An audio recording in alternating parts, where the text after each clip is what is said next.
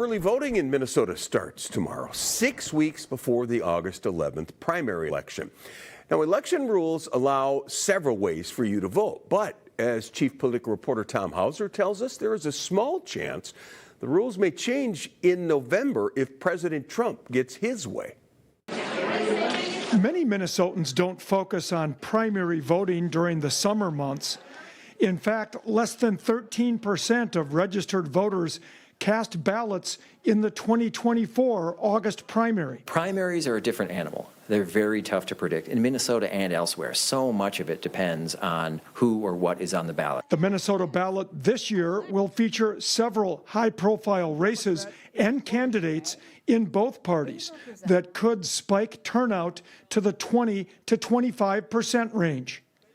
There are multiple ways to cast a ballot that election officials hope will encourage people to vote, including early voting in person, voting by mail, or in person on primary election day, August 11th. Our primary is in August, and in August in Minnesota, people are trying to squeeze the last drops of summer, and they're on a trip or out on the water or whatever. That makes it a little more difficult. Speaking of more difficult, Simon remains concerned about the impact the Save America Act could have on Minnesota if Congress approves it. President Trump is pressuring Congress to act on the bill he says will make elections more secure. But it would create new rules for voter ID and proof of citizenship that could disenfranchise many legal voters.